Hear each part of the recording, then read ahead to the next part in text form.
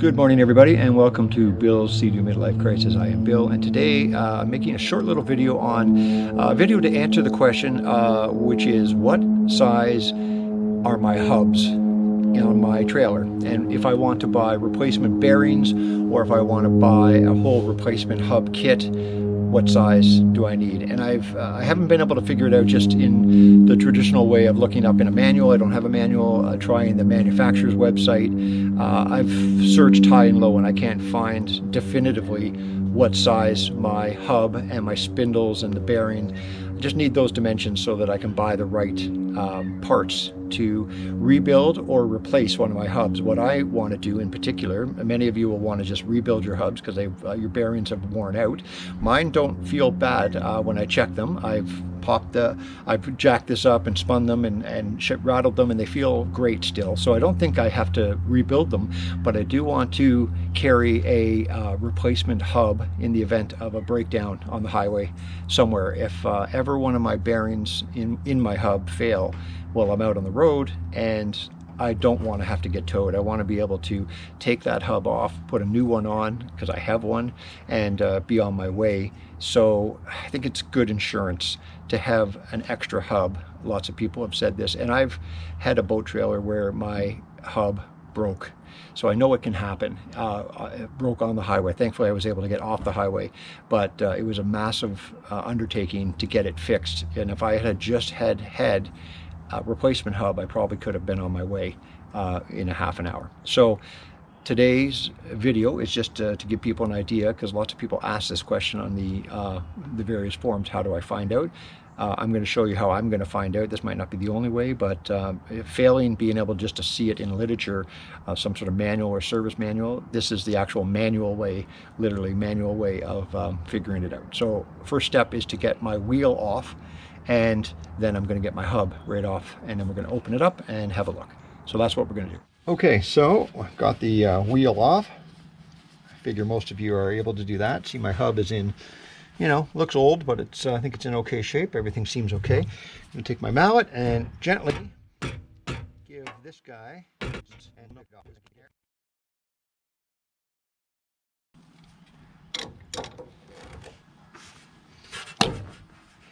And there we go. Got some grease on the grease on the sidewalk. That's not good. So this is a very big greasy mess, and I just got some on the sidewalk, which is not ideal. So the good idea is to put down some paper towel, maybe more than I did, and you can see all the grease in here. Grease is actually probably ready to be changed. Looks a little old. It's from last year. I mean, there's plenty in there, but definitely needs to be changed. So when we wipe off the grease here, you will see we've got our cotter pin right here, and this whole nut is our castle nut, which we're going to use those channel locks to take off, and then this whole thing's just going to slide off. So let me go get I forgot I need some pliers. Okay, so probably needle nose pliers to get in here to get the cotter pin straight. Once you get that going, if you've got bigger pliers, it'll probably make it a bit easier to straighten that out so that you can pull that cotter pin out.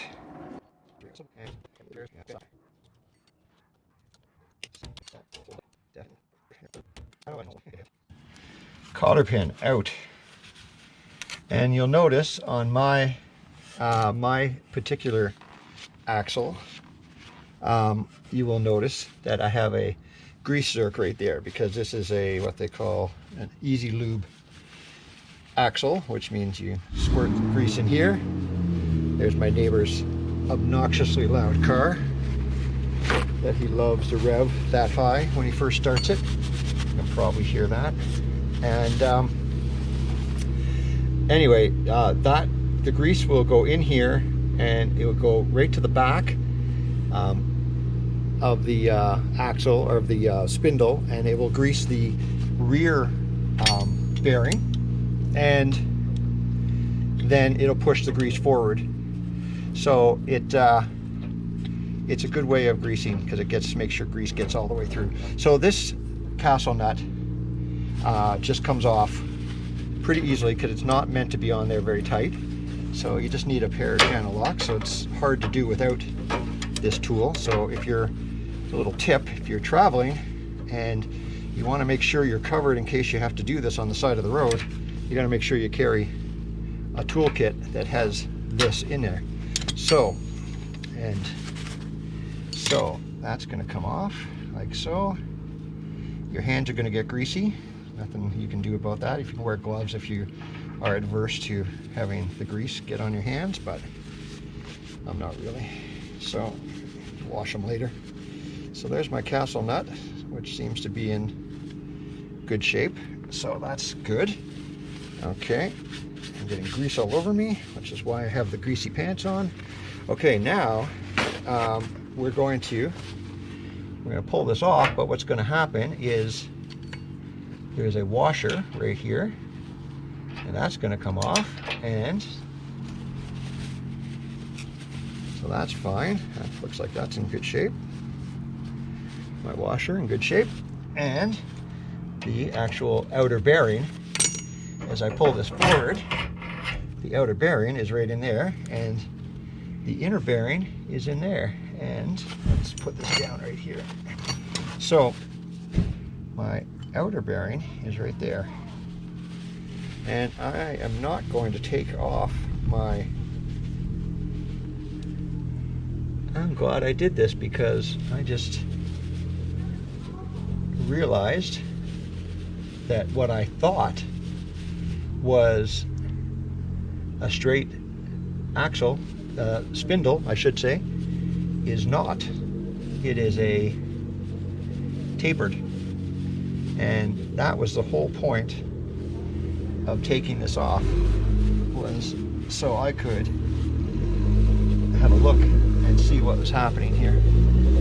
So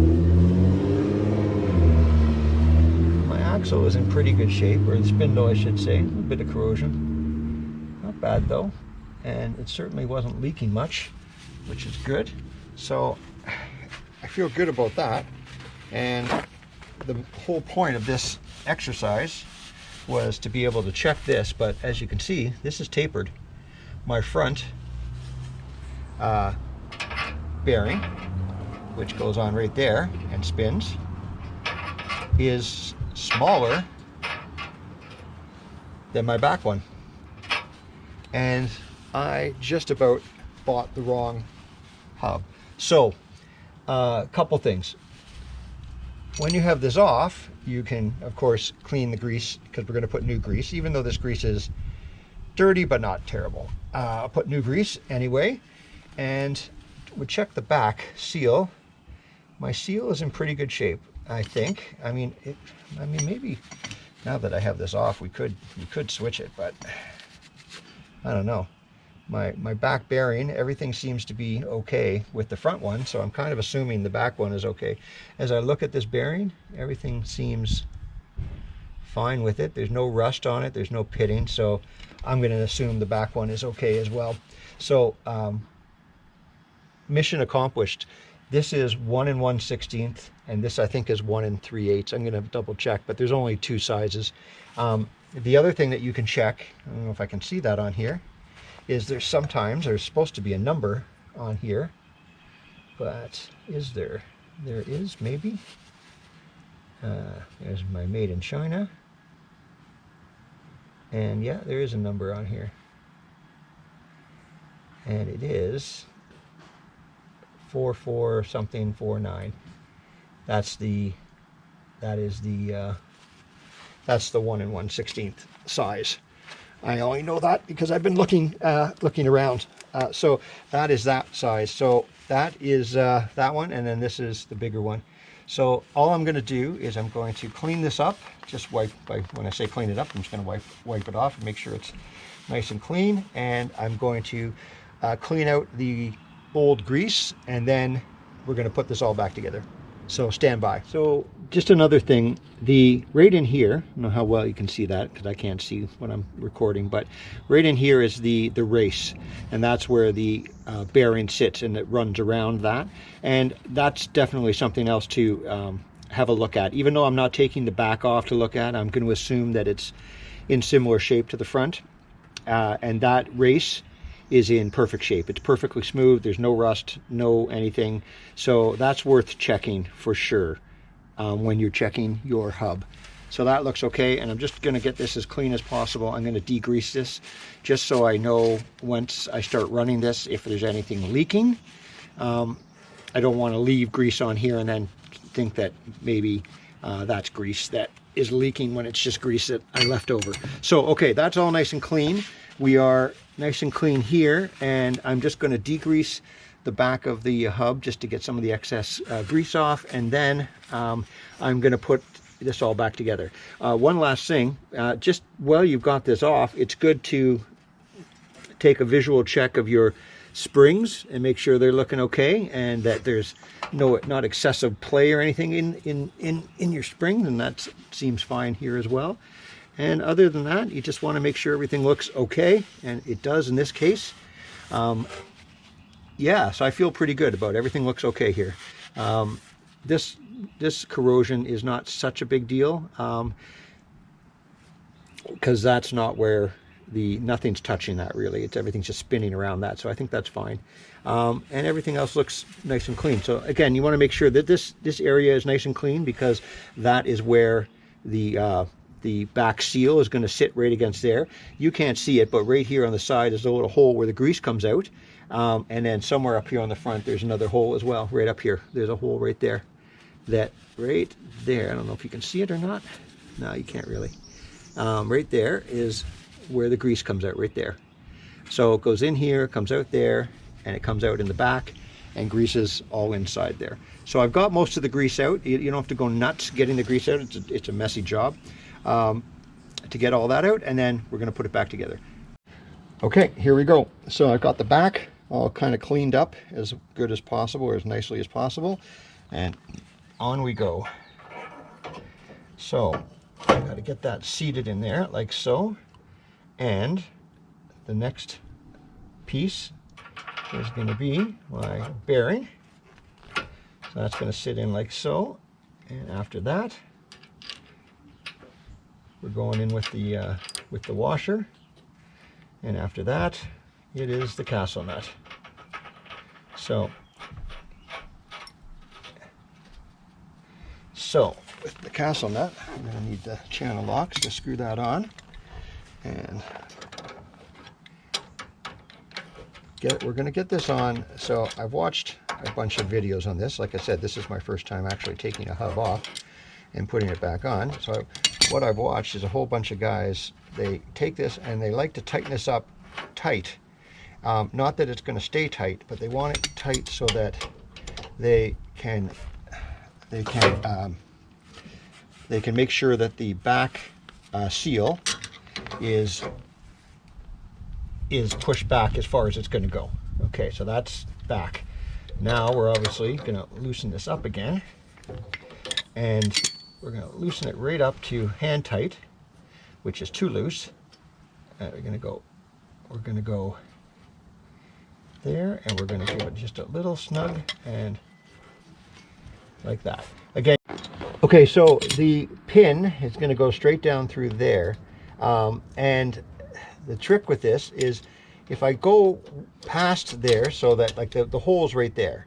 So if I tighten this one more, it's going to be too tight. See, now the nut is blocking the hole, and now it's too tight. So basically you want to go to that point, and then you want to back it off so that you can spin, and you can get the castle nut through.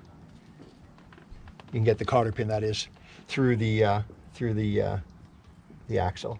So that's what you got to get that in there, and then you got to get it started, and then use your hammer, hammer it through there, like so, and once you get that through, you want to just make sure it's all the way down,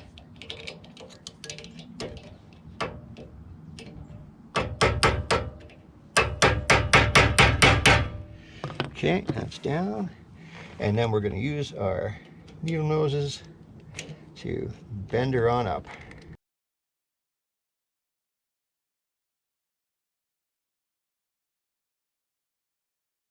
Okay, back on it is. I'm going to put the cotter pin back in and then kind of go back to where we were a minute ago. Okay, back to where we were a minute ago. It's like Back to the Future. So I'll just get that back on there. And we'll continue our loading her up with grease. And like I was saying a second ago, before I remembered that I forgot to pack the bearing, was that you will see the grease appear in here. And once you see the grease appear in there, you are pretty much assured that you have enough grease. And you don't want too much grease, because that puts too much pressure on the back seal, and then it starts to push out the back seal, and then you lose the grease, and then no grease, and then everything heats up and everything starts to fail. And that's what happens. So, oops, there we go. That's a mistake. Let's just tighten that up, because we gotta go on and then loosen for it to tighten on. It's backwards. There we go.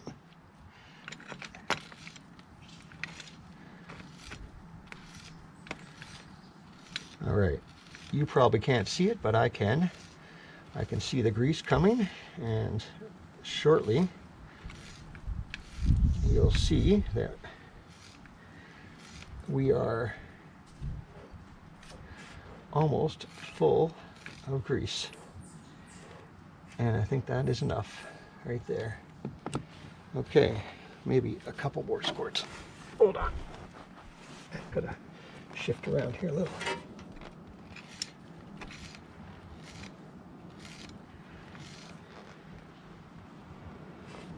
Okay. Yeah, I think we're good.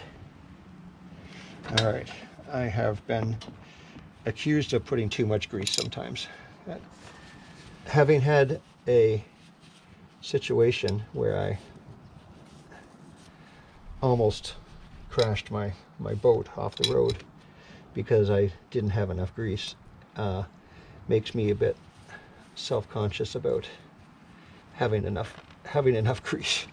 Okay, so there we go. Grease the little cap back on, and spin that around just to make sure everything's in there, but sounds quite good. What you're looking for sound-wise is basically no sound. So you're going to hear something, but that sounds pretty good. And you don't want any movement back and forth. So that's all good. Okay. So there we go. That is mission accomplished. So we've re-greased that, checked to make sure that the bearings and the races are in good shape, and that the grease seal at the back is in good shape, and nothing is coming out back there, I can tell you. And we established that this is a tapered spindle. So when I go to buy a replacement one of these to have on hand, I will make sure that I buy one with the tapered bearings, because that means the back bearing is bigger than the front. And obviously, if I had a straight bearing, which means both, if I bought a bearing for a straight spindle, it would mean that both of the bearings were the same size, and that front bearing, sorry, the back bearing wouldn't actually fit over the back of the spindle, so it wouldn't work at all.